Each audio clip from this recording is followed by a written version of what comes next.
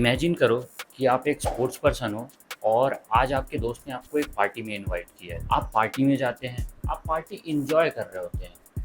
थोड़ी ही देर में आपका दोस्त आपको ड्रिंक ऑफर करता है। पहले तो आप रेजिस्ट करते हैं, बट क्योंकि आपका दोस्त आपको बार बार फोर्स कर रहा होता है, आप सोचते हैं कि 2-3 ड्रिंक से क्या ही हो जाएगा और आप ड्रिंक कर लेते हैं। फिर अगले दिन जब आप अपने ग्राउंड जाते हैं तो आपके कोच आपको वर्कआउट बताते हैं। वो जनरली तो आपके लिए एक नॉर्मल सा वर्कआउट होता है, बट उस दिन वो नॉर्मल सा वर्कआउट भी आपको हैवी लग रहा होता है।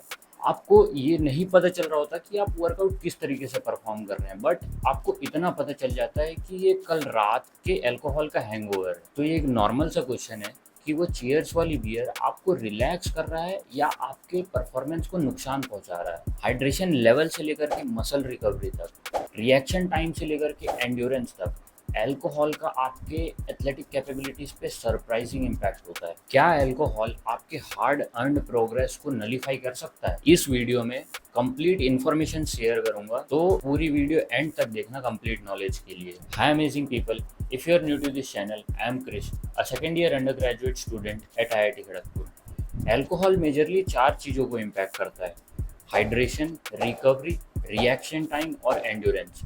तो आओ इनके बारे में एक एक करके जानते हैं। बात करें हाइड्रेशन की, तो याद रखिए पानी हमारे बॉडी का बहुत ही इम्पोर्टेंट पार्ट है। ये न्यूट्रिशन कैरी करता है और हमारे बॉडी के टेम्परेचर को मेंटेन करने में हेल्प करता है। लेकिन अल्कोहल एक ड्यूरेटिक है, मतलब ये आपकी किडनी से ज़्यादा काम करवाता है। एज अ रिजल्ट आप ज़्यादा बार यूरिनेट करते हो, जिससे डिहाइड्रेशन होता है। और जब बॉडी में पानी का लेवल कम हो जाता है तो मसल सेल्स श्रिंक हो जाते हैं, और मसल सेल्स श्रिंक हो जाते हैं तो आपका परफॉर्मेंस कमज़ोर पड़ जाता है। अल्कोहल आपके मसल रिकवरी प्रोसेस को भी इम्पैक्ट करता है। जब हम वर्कआउट करते हैं तो हमारे मसल्स में माइक्रोस्कोपिक टीयर्स आ जाते हैं, और जब वो टीयर्स बाद में रिपेयर या रिकवर होते हैं तभी हमारे मसल्स फिर से स्ट्रॉन्गर बनते हैं। और जब हमारी बॉडी में प्रोटीन सिंथेसिस होता है तो ये मसल्स अपने आप रिकवर हो जाते हैं।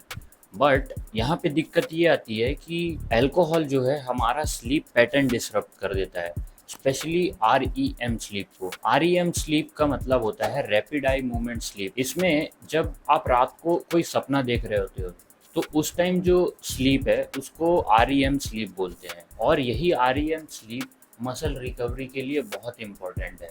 और जब ये साइकिल बिगड़ जाता है तो हमारे मसल्स को रिकवर होने में नॉर्मल से बहुत ज़्यादा टाइम लगता है। स्पोर्ट्स में स्प्लिट सेकंड डिसीजंस बहुत इंपॉर्टेंट है, और जब हम किसी चीज़ को देखते हैं आंखों से, ये इन्फॉर्मेशन न्यूरॉन्स के जरिए हमारे सेंट्रल नर्वस सिस्टम तक जाती है, और सेंट्रल नर्वस सिस्टम ये इन्फॉर्मेशन आगे मसल को ट्रांसफर करती है, जिससे हम रिस्पॉन्स करते हैं। और अल्कोहल जो है, जो सेंट्रल नर्वस सिस्टम सिग्नल को रिसीव करता है और सेंड करता है, उस प्रोसेस को इम्पैक्ट करता है। अल्कोहल हमारे न्यूरॉन्स के बीच में जो न्यूरोट्रांसमीटर्स होते हैं उनको इम्पेयर कर देता है, जिससे transfer of signals between the neurons वो स्लो हो जाते हैं, और उनके स्लो होने के बाद हमारा रिएक्शन टाइम बहुत ज़्यादा स्लो हो जाता है। और बात करें एंड्योरेंस की, तो हमारे शरीर को एनर्जी के लिए ब्लड शुगर की ज़रूरत होती है, और ये ब्लड शुगर हमारा लीवर प्रोड्यूस करता है जब वो ग्लूकोज को ब्लड स्ट्रीम में रिलीज करता है। लेकिन अल्कोहल आपके लीवर की ब्लड शुगर प्रोड्यूस करने की एबिलिटी को कम कर देता है। सिर्फ इतना ही नहीं, अल्कोहल आपके न्यूट्रिएंट एब्जॉर्प्शन को भी प्रभावित करता है। एक तो अल्कोहल में खुद विटामिन और मिनरल्स नहीं होते, और जो आपके बॉडी में विटामिन और मिनरल्स होते हैं उनके भी एब्जॉर्प्शन प्रोसेस को वो हैम्पर कर देता है। जैसे कि जिंक हमारी एनर्जी और मेटाबॉलिज्म के लिए ज़रूरी है, और विटामिन B1 और B2 हमारे बॉडी में ऑक्सीजन ट्रांसपोर्ट के लिए ज़रूरी है, तो इनके एब्जॉर्प्शन को वो डिस्टर्ब कर देता है। और अल्कोहल जो आपके बॉडी में फूड प्रेजेंट होते हैं उनको एनर्जी में कन्वर्ट करने की एबिलिटी को भी रिड्यूस कर देता है।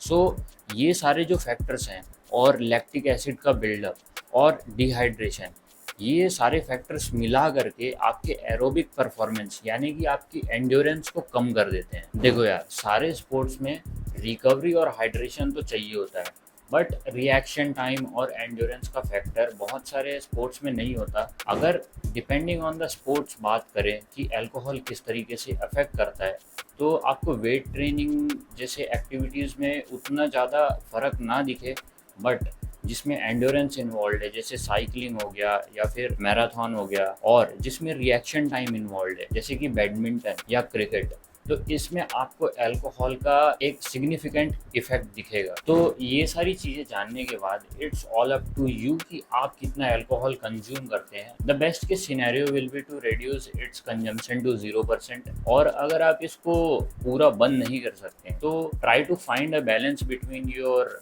fitness goals and your social enjoyment. So this was the detailed analysis of how alcohol affects your athletic performance. और अगर ये वीडियो यूज़फुल लगा होगा तो इस चैनल के बाकी वीडियोस भी चेकआउट कर लेना। तो मिलते हैं अगले वीडियो में। Until next time, keep hustling. जय हिंद।